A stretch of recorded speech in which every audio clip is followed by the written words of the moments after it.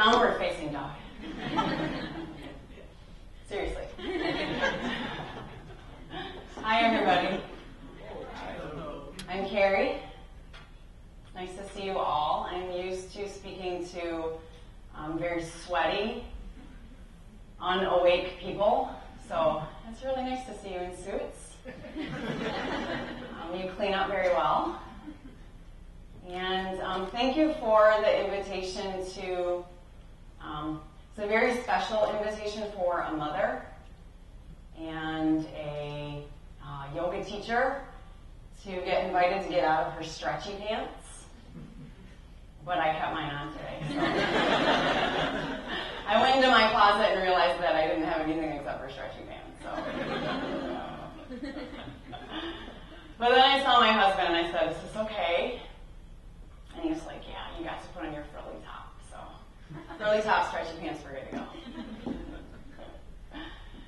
So, the first thing that I want to say is I have no idea why you invited me.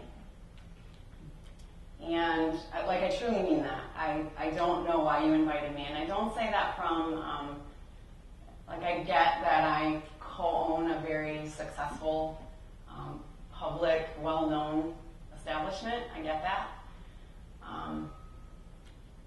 But I just get up every morning and I do what I love, and I don't think twice about it. I don't think about the number of people who might be reading my blog or the number of people who know who I am when they see me in the grocery store. I don't think about that. I just get up and I put one foot in front of the other, just like you guys do. And I also want to say that the reason I'm here, the reason when I got the email invitation, and I read it, and then I read it again, and I just kind of put it away, and then I got it out again, and I was like, really? You want to hear me say something? And instantly I felt fear. I felt afraid. And that's why I said yes. And in thinking about successful people who we see as successful, I'm guessing those two qualities exist in all of those people. They don't know why anyone thinks they're special. They just get up and they do what they do. And they're afraid, just like everyone else is afraid, but they know what to do with their fear. Successful people are not fearless people. They just respond a little bit differently to their fear. And so that's really, it's really the biggest thing that I want to talk to you guys about today. I have nothing planned. I believe that when people come together, that's like an appointed thing. All of us were meant to be here. And so there's a reason behind that. And it also means that the words that I meant to speak to you will just come out of my mouth. I hope.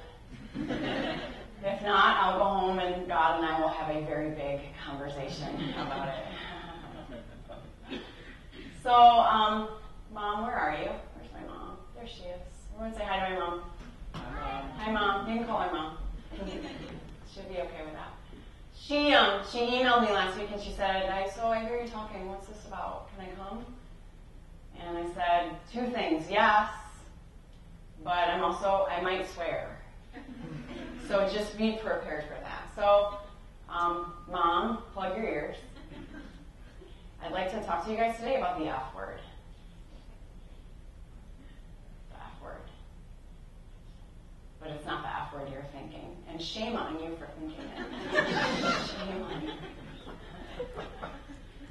My yogis, do you know what I'm talking about when I say the F word? You guys know, don't you? What is it? Yeah.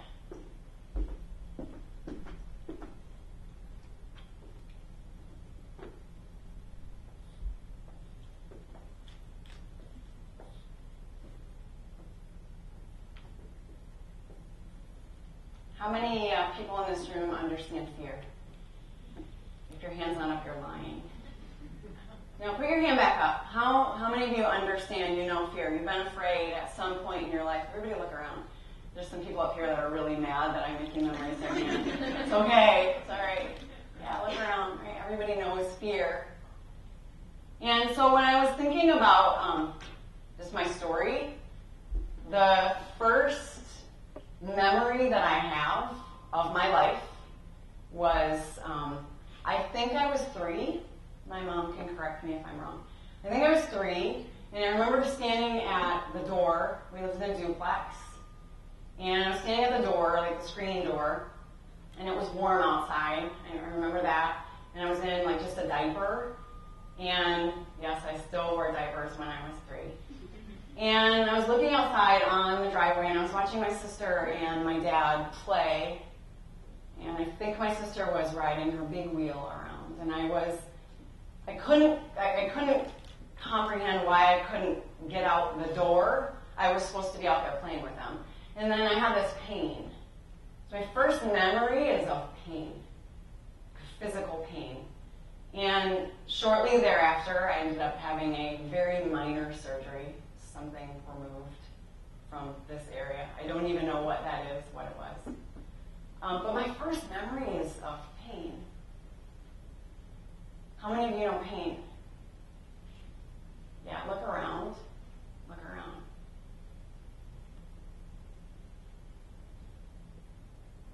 My first memory is of pain. And I had a great life as a child. I was raised by 2 very beautiful people, one of which is sitting right there.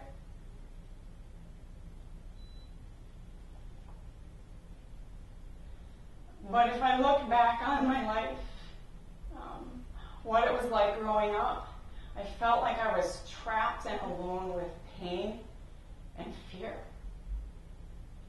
I was afraid I wasn't enough. How many of you know that? Yeah, look around. Afraid I wasn't enough as a human being. As a female, afraid that I didn't look how I was supposed to look. I'm just afraid.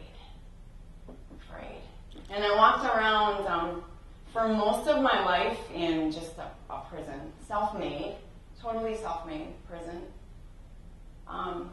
But just afraid. Just scared to be who I was, because I was convinced that who that was not good enough. And part of that fear was being presented with an idea about God that I now, as an adult, believe to be incredibly false. And it's an idea that there's this God up somewhere, maybe there, but separate from me. And in essence, he's kind of pulling the strings, so I don't have a whole lot of control. And if I play my cards right, when I die, I'll end up in heaven. But you don't really even know how to play your cards right, so you actually might end up in hell. And this haunted me. And it kind of made life feel really like pointless. You know, you seen that bumper sticker, life's a bitch, then you die? Like, some people think that. Like, and why wouldn't you if you don't even know where you're going when it's all over? And so I lived my life just very cut off from myself, very dutiful in making everybody else happy, very dutiful in making everybody else comfortable, just dutiful, but not happy. It's not happy, and not myself. And my life, in essence, culminated to a mistake that I made a couple of years ago. And the details don't matter. Details don't matter. Has anyone made a mistake before? Mm-hmm. Look around. Wow, there's a theme here. We're all in this shit together. So I made a mistake, and it was the kind of mistake that could have and should have ended my marriage. And so as I prepared for that, which also meant not seeing my children on a day-to-day basis, as I prepared for that, my husband came to me one day and he said, Kerri, you're not that mistake. And immediately the prison door opened. That jail I was walking around in swung wide open. Some of us have a life where we free ourselves of our own jail. Some of us are lucky enough to have someone who opens that door for us. And that was my husband, who is right there. Say hi. Everyone say hi to Chris. It took a lot of balls, like seriously, for being honest, for him to come to me and say, let's move on. That mistake cannot define you. A lot of guts to do that. Almost exactly a year to the date that my husband helped me get out of jail, the Funky Buddha opened. And I firmly believe that that mistake was one of those really amazing, beautiful, life-altering experiences where, have you ever made a mistake and then you make it again? Put your hand up. Yeah, look around. This was one of those that I just knew that I knew I wouldn't make that mistake again. But part of what had led me to make it in the first place was being incredibly cut off from myself. And so I also knew that in moving on in my life, that could no longer be as well. It was no longer compatible for me to just be who I am and be happy. It was no longer compatible for me to be this and cut off from myself. A month after my husband helped me out of jail, I was on Amazon.com. Has anyone ever shopped on Amazon.com? Look around. And I was shopping for a book, and I never even bought that book. Because while I was shopping for it, Amazon so brilliantly said to me, well, if you like this book, you might like this one over here. And the cover of the book that I did end up buying was of this guy in crow pose with a bandana. He looked super badass. I was like, oh, who's that guy? Yeah, I'm going to buy that book. So I bought that book, and that was Journey into Power, written by Baron Baptiste, who the second I opened that book, read it, finished it, knew this man was my teacher. So I signed up for a training with Baron, and it was exactly what I needed. It was like this tough love experience. A few of you in this room know Baron. You get a little feeling in your body when I say his name. Like a tough love experience for me. But what I read when I opened his book was, your mistakes don't define you. So now two men, two very brave men in my life, telling me, you're not your mistakes.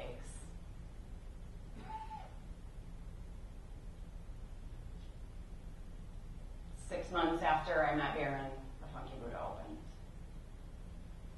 Why is the Funky Buddha so wildly successful? And I'm guessing that's why many of you are here today. We're really drawn to success, aren't we? We're drawn to that. We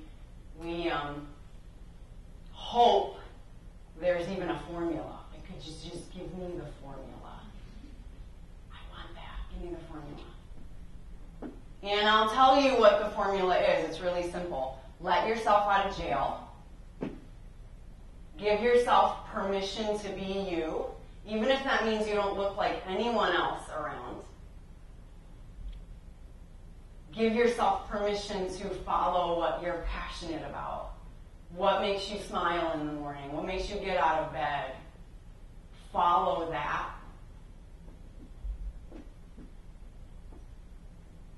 And then when this comes along, because it will, I don't live fearlessly.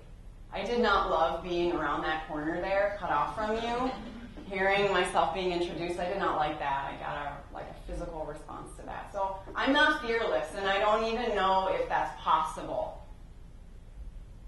But what are you going to do when that comes up? Hop back in jail?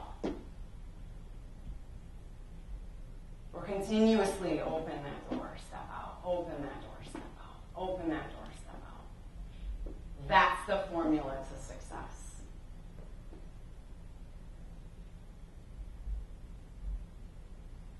I believe the Funky Buddha is a great success. There are some factors. There was not a hot yoga studio in Grand Rapids until we opened.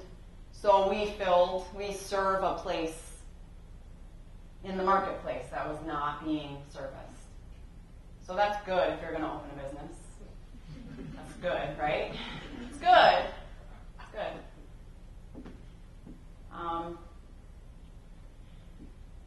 But if you haven't come to the studio, don't even come to take a class. I don't even care if you take a class.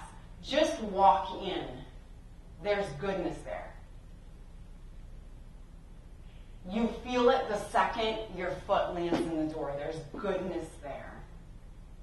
There's authenticity there. We want you to show up as you are. Mistakes, fears, show up. Because we all just realize we're in this shit together. We're in it together. And I believe the Funky Buddha is so successful because all we do is tell people, you're okay. Permission to be you.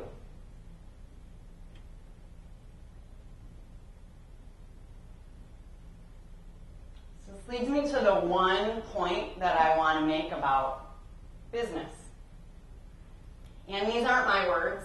I heard this recently. Has anyone ever heard of TEDx? You might not be lying if your hand is up, not up. I was just happened to randomly come across a TEDx talk. I don't even know who gave it. I don't even know where it was. Just happened to see it like a month ago. And when I saw it, this person put into words what I knew to be true about the Funky Buddha, but I just didn't have those words. And this is it. People don't buy what you do, they buy why you do it.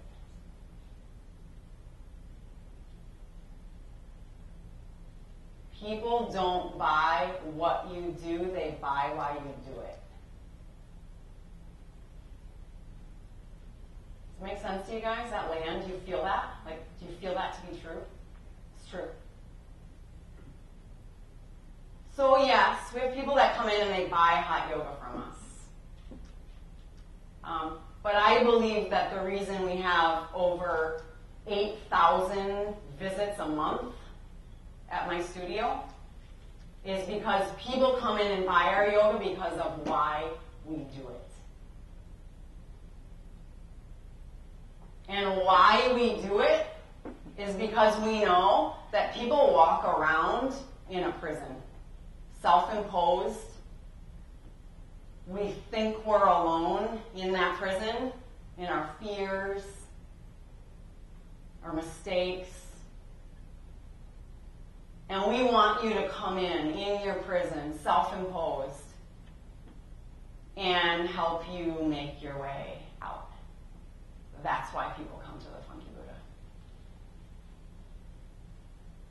So my job there, for those of you who haven't done any research on me, I co-own the studio with my husband, Chris. And everything that I know about business, I either know from Chris or from watching Shark Tank. And one TEDx talk. My husband has an amazing, brilliant business mind. But it's because his business mind doesn't exist in a prison. He has this really brilliant theory about how if everybody's over here doing this, that's a great opportunity to be the first person to step over here and do this. That's how he helps run the business end of the Funky Buddha. If you want to talk to him. I highly recommend it. If you're business owners, entrepreneurs, I learned that from Shark Tank. If you're a entrepreneur, talk to my husband. What I do is I teach my teachers. Because it's really freaking scary to walk into a room and say to people, downward facing dog, and you don't know where it's going to go. And you don't know if you're good enough as a teacher. You have no idea. It's like a big shitstorm. As soon as you say down dog, it's like, what's going to happen? And I just work with them to learn how to be with this while they're teaching. Just how to be with that. Not to be minus this, not to even go at this with a machete. Right? Never go at your fear with a machete. It will fight back, and you will not win. Right? But like how to be with that.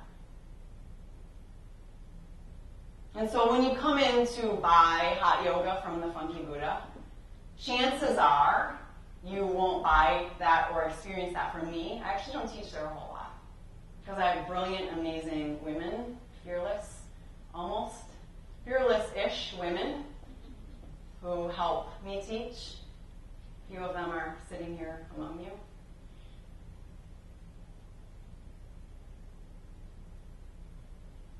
And they tell you, they put you through the paces, right? 95 degrees. Already, that's enough. Right? You can just sit in that and sweat. And, beyond 95 degrees, there's a reason for that. It's kind of like an equalizer for your body, especially if you're 30 and older. It's really nice to have some heat. Otherwise, you bend over to touch your toes and your back cracks. So the heat's there for kind of that equalizing for your body. But it's also there to challenge you. Like what we do is to put you through a challenge.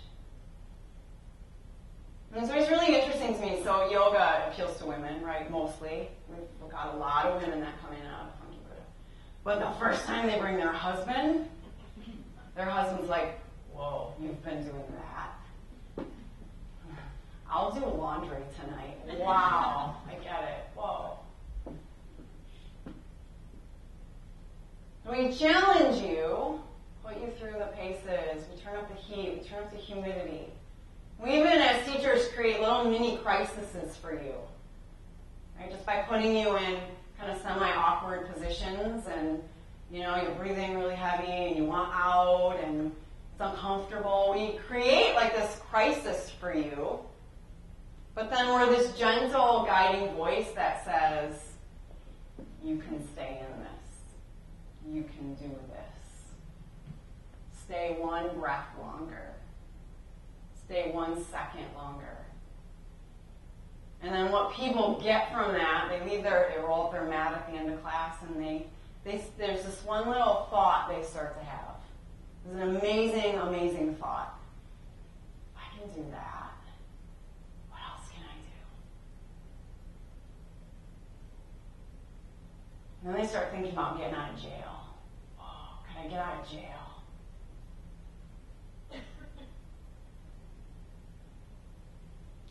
People don't buy what you do, they buy why you do it.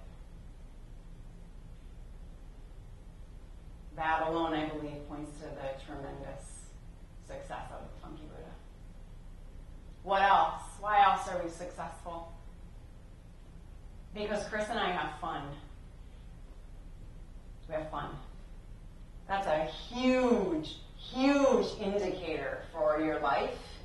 I talked to a few of you before over lemonade and cookies.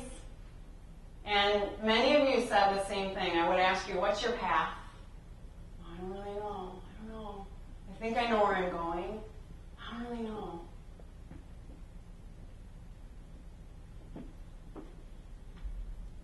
It's just your path is going to look like that. That I promise you. It might even be worse than that. That's what your path is going to look like. But all those twists and turns are worth it if you're having fun. Having fun? Duh. Duh. How much time do we spend at our jobs, like professionally? More time than we spend sleeping, eating, being with our families?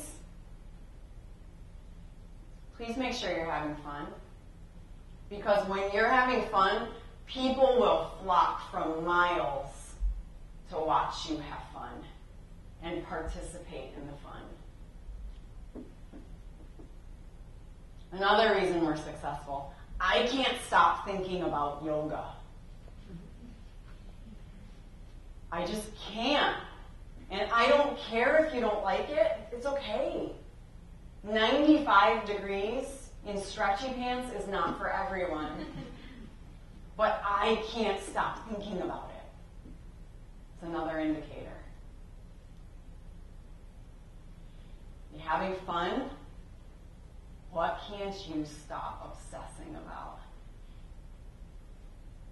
And then you're really lucky if in the marketplace where you live, or the marketplace where you want to live, no one's doing that. No one's put that together yet.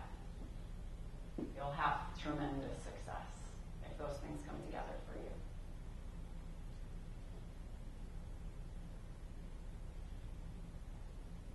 But then I'll say this.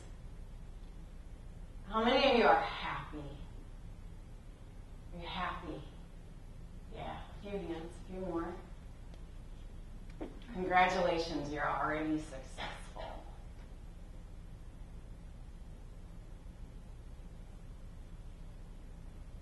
Congratulations, you're already successful. If you're happy, that's success.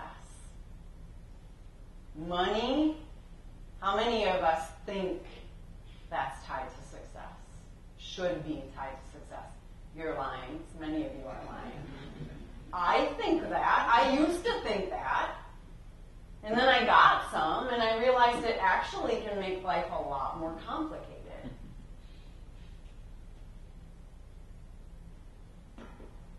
You happy? You're happy, you're successful. You guys want to hear the secret to life? Yeah, and even the secret to happiness. If you weren't able to put your hand up in regard to happiness, it's okay, because it's coming. I'm going to tell you how you can be happy. So yoga kind of falls under the spiritual realm, or we tend to think of it, right, in the spiritual realm. And that's fair. It's totally fair. But how we in the West approach kind of that spiritual realm is bullshit, in my opinion. And it's like this. So you walk into the bookstore and you want to be happy, so you go to the self-help section, right?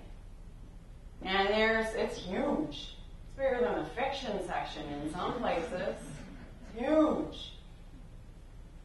And it's, trying to think of some titles. Anyone have any good, funny titles of a self-help book? I haven't bought any recently, so that's kind of where I'm going with this. What it will do is it will invite you to pick a book off the shelf, and you get buried in it, you get lost in it, and it invites you inside of the world of your head, and if you could just figure out that world in your head, you'd be happier. And if you could just figure out why you're so damn afraid, I'll be happier. I'll be happier when? I'll be happier when I finish this chapter in this book. It's bullshit.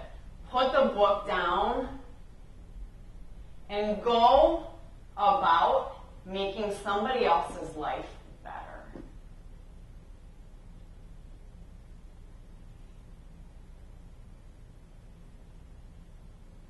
Go find someone who needs encouragement. Go find someone who's wearing an awesome pair of shoes and tell them they're awesome. I did that the other day. I walked into Starbucks and I was just lost in my head, angry. And I was looking down, waiting for my drink, and I looked over, and there's this fantastic pair of shoes next to me. And I looked at the person attached to the shoes, and I said, those are great shoes. And instantly, I was out of my head. And happy. What you give to other people, you give to yourself. That's the currency of the spiritual world. Undeniably, that's the currency of the spiritual world. It's how spirituality works. If you want, you can stay locked in your jail and try to hoard everything for yourself. Or you can step out and encourage someone else to step out of theirs. Just by telling them they have a fantastic pair of shoes. It's that simple. What you give to other people, you get back in return. And that's the truth for anything positive you put out there. Positive you give to people, and it's true for anything negative you give to people. Try it. It will not fail you. Leave the world of your head. Leave the world of your fear. And go about making your business the betterment of everyone that you come across.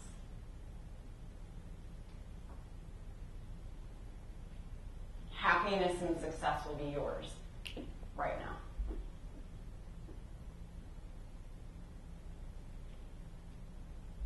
I've been trying this on recently, and Michelle mentioned my blog. And so what I did is, there's this book that I love. It's called The Tao Te Ching. Love it. It speaks to me. I feel every time I open it up like the dude who wrote that thing wrote that for me. Like he knew 2,000 years later I was going to pick it up. Like, Kerri, this is for you. And so what I decided to do, there are 81 verses in the Tao Te Ching, and I decided to write a blog post just about each one. And I just set about going to doing that. Just writing kind of my take on what each verse meant, maybe how it applied to life. And I got to, man, when did Humility Project start? When did it start? So around 70, yeah. A long freaking way into it. I'm writing about myself, my problems, my life, all my puny fears, complaints. And I got so sick of it that it just occurred to me one day, what if I stopped looking in here and I shifted my vision to out here, and I did one thing every day to lessen myself but make somebody else more. And I'll never forget, the very first day, it was no big deal. But I was driving to Starbucks. I'm at Starbucks a lot. Wow. And I got really excited because I saw that there was a parking spot open right by the front door. And it was windy, it was cold, and I don't like to mess up my hair, so there I go. And I see this other person coming at me, and she's got the same thing going on. It's windy, it's cold, I don't want to mess up my hair. I gotta get that parking spot. And instead of accelerating, which is what I wanted to do, well, my big toe did. I backed off, stopped, let her go. And I ended up having to park. It was horrible, like 20 steps from the door. It was terrible. My hair was a mess. But I felt good. Like, oh, there's really something to this. There's really something to this. So I did it the next day, and I did it the next day, and I did it the next day. And it didn't take long. If it happened somewhere in the 70s, and there's only 81 verses, by the time I got to 81, I realized life's not about me. It's about other people. We realize ourselves through our interactions with other people.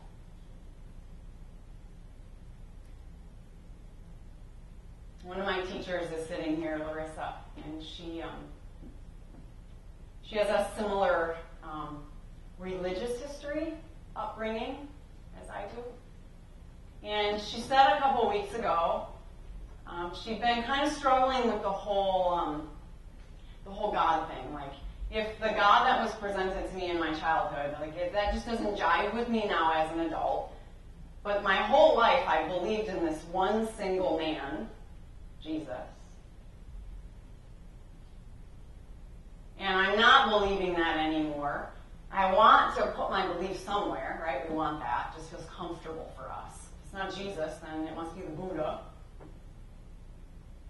And it hit her that how about I don't believe in one man, I believe in all men. And as soon as she said that, I could feel it. Like, I was like, oh, yeah, I feel that. And I went home and I thought about it, and I realized the immense wisdom that was in just that little phrase. And it was that we are each other's salvation. We are each other's opportunity to get out of jail.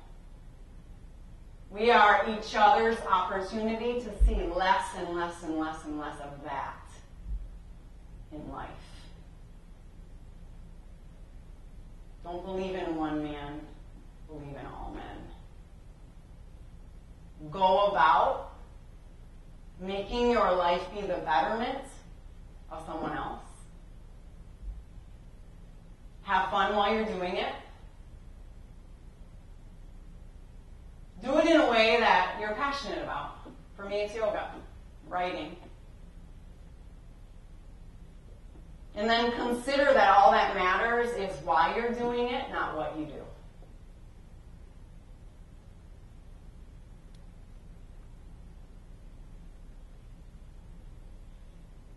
Questions? I would love to hear from you. How do you learn from your mistakes? Or do you try to learn from your mistakes? Absolutely. Do you look backwards? Do you reflect, go back inside your mind and look back over history and think? Or do you just keep on stepping forward again and again and again? How do you balance that? That's a great question. It's a really great question. And it's an interesting question because within the realm of yoga, we have this, we have like these catchphrases we like to say, like be present. You're not your past. Present isn't here, so why are you in it? That wasn't one, but it was kind of like one. So where do you live? If I'm not supposed to be there, and I'm not supposed to be there, and I'm supposed to be here, but here's effing scary, where do I go? What do I do? For me, it probably took a year after my beautiful husband said, out of jail. It took me a year to stop turning around and looking at that mistake.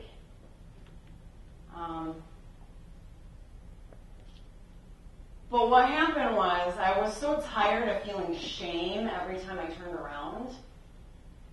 It just wasn't worth it anymore.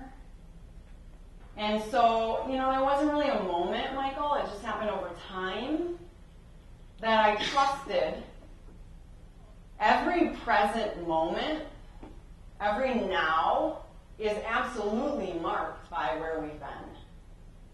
Right? It's undeniable. And it's okay. Like, we don't,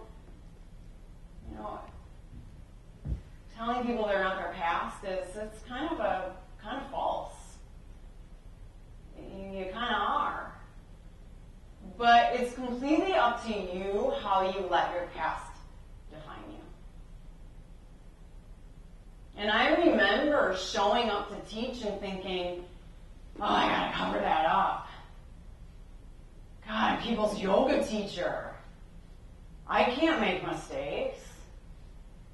And I remember one day just thinking, just showing up a little different. Like, yeah, I made that mistake, but it makes me more accessible to people. It makes me more good for people. I really don't want to hear from someone that the secret to success is to never make a mistake. This is not true. So it's up to you what you let the past do to you now. Because the truth is, now you're creating the future. Period. What you're doing right now is creating your future. So we're all sitting here, we're in this room, and it's important to me to tell you the truth as best I know it, because what you're taking in from me right now, you'll take into your future.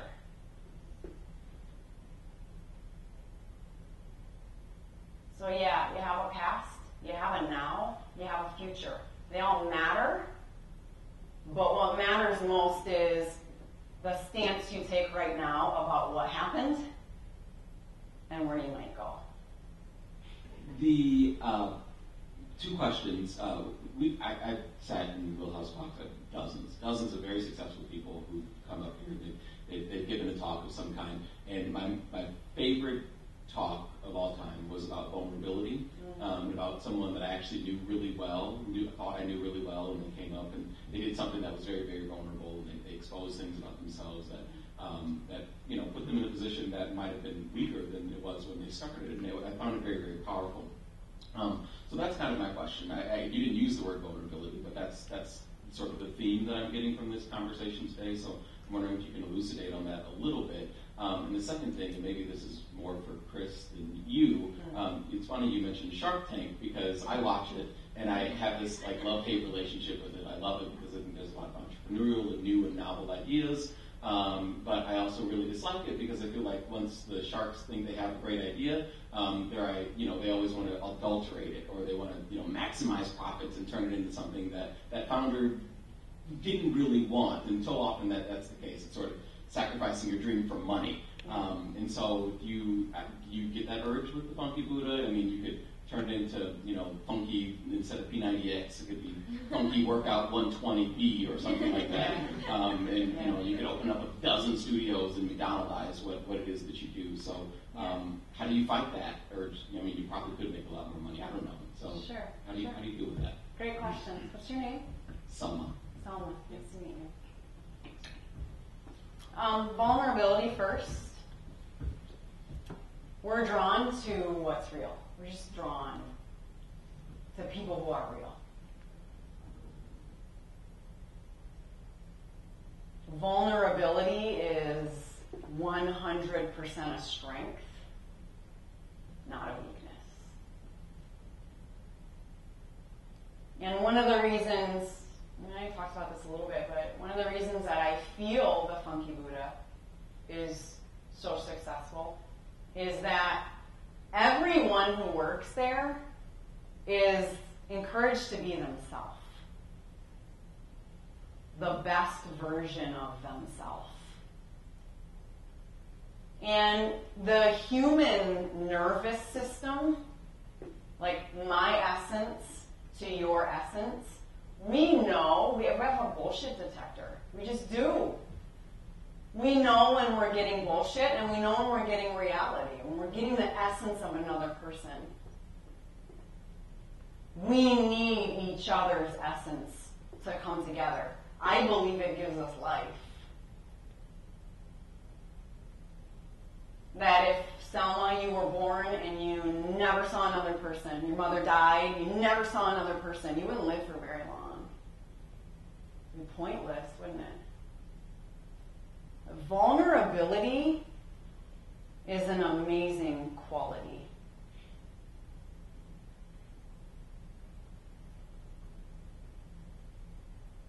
I recommend you take it into everything that you do. Because what happens then is if I'm vulnerable with you, Selma, and you come to me and I say, oh yeah, I have that thing going on too. Right away you're like, oh. Right? And your fear that you're the only one with that problem, you're the only one that's ever experienced that, Right? Your fear has you. All of a sudden, you have your fear in a different way. And so to me, being vulnerable isn't even, so you don't have to go out and make a bunch of mistakes and then get excited about telling everyone about that. You know what I mean? That's not what I'm advocating. Being vulnerable is just being you. That's all. No pretense. Right? Like, who are you under that tie? Separate from being a fellow. I'm assuming you're a fellow. Right? Those are all just like kind of identity things we put on. And they're all great. But what we really truly need is just human essence to human essence. I tell my teachers, they get really nervous sometimes about, because people come to yoga and they expect to get like a spiritual talk. So, oh my God, I have to memorize a quote for today. Which never works when you do that. And I tell them, what do you love? Marissa loves cats and she loves books. Ashley loves raising her boys. Talk about that stuff. Because when you do, you let your passion, you're vulnerable enough to say, this is the essence of me and I'll share that with you. You connect with the essence of another and they feel a boldness about sharing themselves. And then it's like dominoes and you change the world. Let's talk about money. Which is why we're all here, right? We all want money.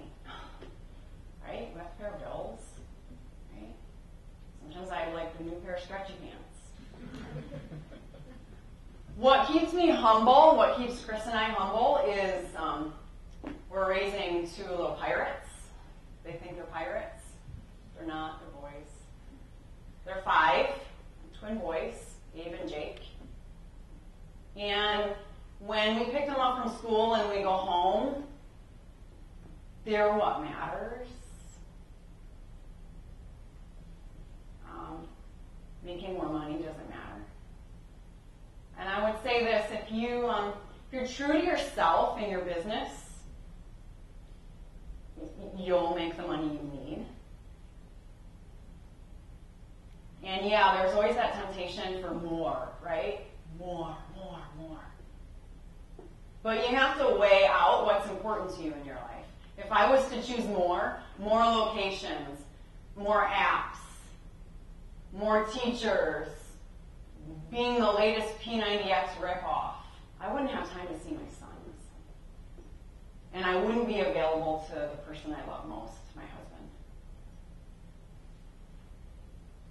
So you have to use your own compass. Everybody's compass is different. For me, true north is my family. It's my family. And I feel the effects when I make a choice to take on more because I feel like I shouldn't say no. My family suffers. And I do what I do because I love it that my sons get to see their mother doing something that they love to do. But when I go overboard, they stop seeing that. They see crazy woman in stretchy pants. I'll share my swag with you too. I promise. So, if you haven't heard of Osho, I highly recommend him. This is crazy Indian who died like 20 years ago, but he just calls it like it is. For me, maybe not for you. So this is a Zen story. A man walking in the night slipped and fell from a rocky path. Afraid he would fall down thousands of feet because he knew that just at the edge of the path was a very deep valley, he grabbed hold of a branch that was overhanging the edge. In the darkness of night, all he could see below him was a bottomless abyss. He shouted, and his own shout reflected back. There was nobody to hear him. You can imagine that man and his whole night of torture. Every moment there was death below. His hands were becoming cold. He was losing his grip. But he managed to hold on, and as the sun came out, he looked down and he laughed. There was no abyss. Just 6 inches below his feet, there was a rock ledge. lasted the whole night, slept well. The ledge was big enough. But instead, the whole night was a nightmare. From my own experience, I can say to you, the fear is not more than 6 inches deep. Now it's up to you whether you want to go and cling to the branch and turn your life into a nightmare, or whether you would love to leave the branch and stand on your feet. There is nothing to fear. Go into your fear, silently enter into it so you can find its depth. Sometimes it happens that it's not